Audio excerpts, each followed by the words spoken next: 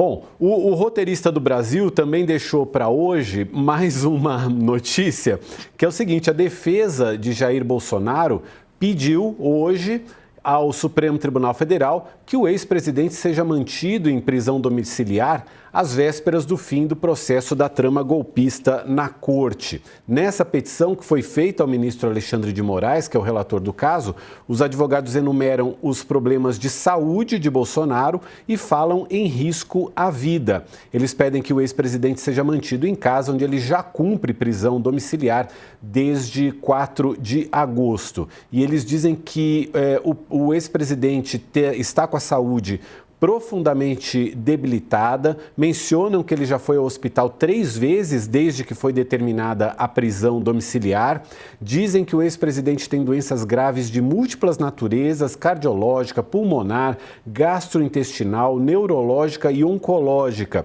e que a situação médica dele diz que um mal grave ou súbito não é uma questão de ser, mas de quando. Tem, de fato, Carla, uma série de relatos de aliados do ex-presidente que falam da saúde do ex-presidente, principalmente em decorrência da série de cirurgias pelas quais ele passou depois da facada que ele sofreu na campanha de 2018. Ele já passou por, se não me engano, 6 cirurgias, a última delas foi uma cirurgia de mais de 12 horas de duração e a cada cirurgia as complicações vão se avolumando. E aí a defesa de Jair Bolsonaro já se antecipando e já pedindo a prisão domiciliar, Carla. Isso, Mauro, essa medida da defesa, ela era em parte esperada já, né? A gente não sabia em que fase que eles iam fazer isso, mas eles resolveram fazer isso agora diante da iminente aí decretação de prisão do ex-presidente Jair Bolsonaro. Agora, essa questão de saúde do Bolsonaro, eu acho que são duas coisas. Sim, não dá para... a questão da facada, a questão das recorrentes cirurgias, o presidente tem sim essa saúde mais debilitada, mas o presidente também tem um lado bastante emocional aí que ele soma mesmo nesse quadro, né? A gente lembra que assim que ele perdeu a eleição, ele teve um episódio de erisipela que ficou mais de 20 dias lá, recluso na Alvorada, não queria falar com ninguém, e enfim, foi ali uma questão que muita gente dizia, olha, ele está realmente sem querer falar sobre isso. O presidente Valdemar da Costa Neto, quando foi visitar o Bolsonaro algumas vezes, ele sempre, quando perguntado sobre como ele está de saúde, ele sempre diz assim, olha, ele está mal, claro, olha a situação que ele tivesse. Se ele não estivesse nessa situação, ele estaria fazendo campanha pelo país, ele estaria melhor, né? Então, assim, tem todo um lado aí evidente psicológico do presidente Jair Bolsonaro, mas esses quadros recorrentes de soluço também já fizeram ele nesse período aí recente também a ter algumas idas ao hospital, a fazer novos exames. É um quadro que requer mesmo cuidados. É um paciente idoso, tem 70 anos. Nesse pedido aí, a defesa, Mauro, faz inclusive uma menção ao caso do ex-presidente Fernando Collor, né, que teve essa prisão decretada, ele chegou a ser levado para o complexo penitenciário ali, mas depois já conseguiu essa prisão domiciliar e humanitária baseado nessa questão também da saúde e da idade, é nisso que se apegam aí os advogados do Bolsonaro. Hoje, os filhos do Bolsonaro, principalmente o Carlos Bolsonaro, eu vi, estavam fazendo uma série de postagens, inclusive falando sobre o quadro de saúde de Bolsonaro. É claro, Mauro, a gente sempre fala que saúde é algo muito grave, né? E que não deveria ser, digamos, uma arma política. Mas nesse caso do Bolsonaro também, a gente sabe que sim, acaba se juntando nesse contexto todo também essa questão da saúde agora também para a defesa pedir aí que ele permaneça em casa onde está, e a gente sabe, a gente tem noticiado ao longo dos dias, muitas especulações também, para onde ele vai, né, onde Moraes vai mandar, se é para Papuda, se é para um complexo menor que tem na Papuda, se é para uma instituição militar, se é para a superintendência da Polícia Federal, isso tudo no entorno de aliados do ex-presidente. Eles falam que essas notícias vão deixando o presidente ainda mais ansioso, ainda mais angustiado, e isso obviamente tem um impacto aí na saúde do ex-presidente, né, Mauro? A gente vai fazer um rápido intervalo para quem nos acompanha pela TV a cabo. Daqui a pouquinho a gente volta para falar da COP30 e quem segue com a gente na internet continua acompanhando o nosso papo aqui. Até já! Dani, ainda sobre essa questão do Bolsonaro e do ministro Alexandre de Moraes, que é, no fim do dia, quem vai caber essa decisão sobre a prisão domiciliar. O que se falava é que talvez Bolsonaro tivesse uma passagem rápida pela prisão em regime fechado, talvez de alguns poucos dias, e aí sim a prisão domiciliar fosse decretada. Fosse concedida, no caso. O que os advogados estão pleiteando, estão se antecipando a isso. Você vê a possibilidade de Bolsonaro não passar nenhum dia em regime fechado? Nesse momento, não. A defesa faz, como você disse, né, esse movimento de antecipação. E por que é que a pauta está majoritária nesse roteiro que você citou, né?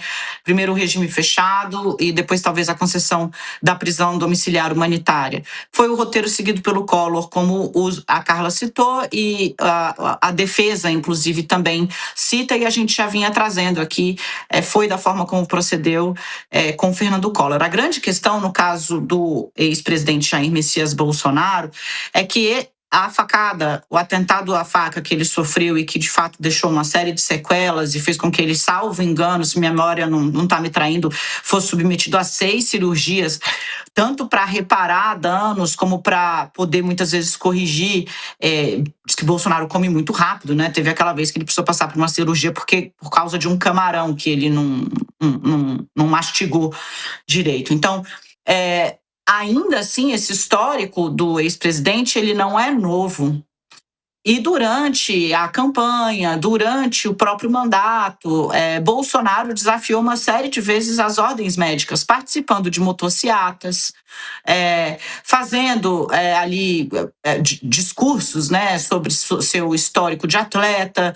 Tudo isso vai ser levado em consideração na hora de decretar ou não a prisão domiciliar humanitária. O quadro oncológico, né, ao qual a defesa se refere, o ex-presidente tem um câncer de pele, cujo monitoramento é necessário, mas não está sendo submetido a nenhum tipo de tratamento mais agressivo.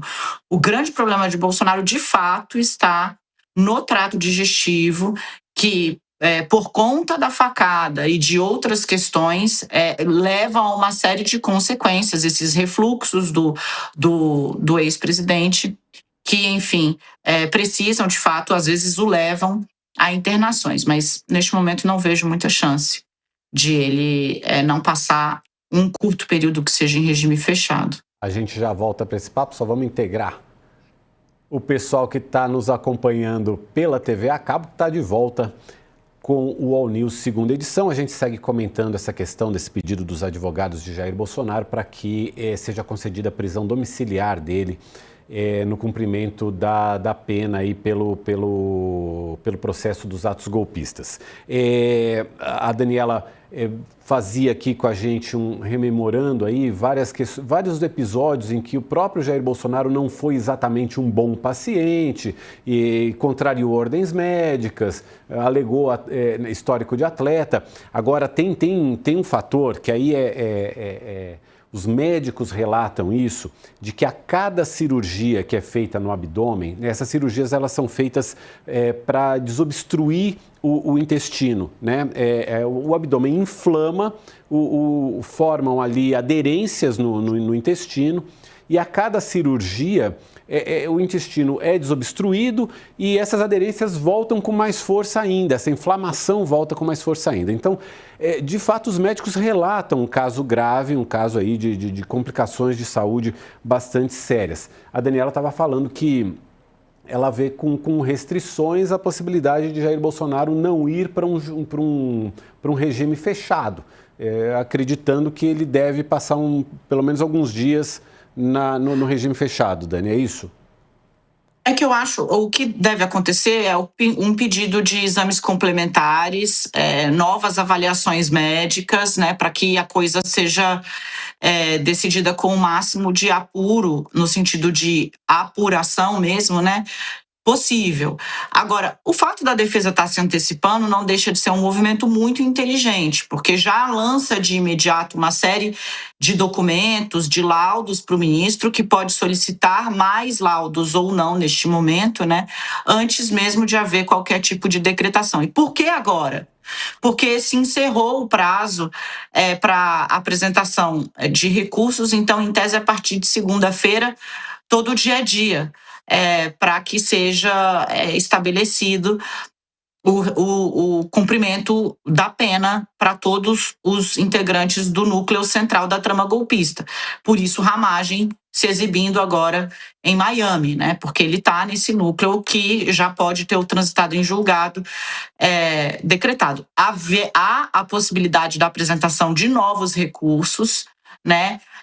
Que aí testariam a paciência e o ânimo da primeira turma, porque o ministro Alexandre de Moraes pode entender que os recursos são meramente protelatórios, ou seja, apenas para retardar a ordem de cumprimento da prisão, mas a defesa faz um movimento inteligente, porque o ministro pode já pedir novos dados agora e aí acabar mudando a tendência. Ele não está abrindo para os colegas o que é que vai fazer com Jair Messias Bolsonaro, mas ao enviar a chefe de gabinete dele na Papuda para a doutora Cristina, né, para que ela avaliasse as condições e trouxesse para ele um relato colhido in loco, os sinais estão aí.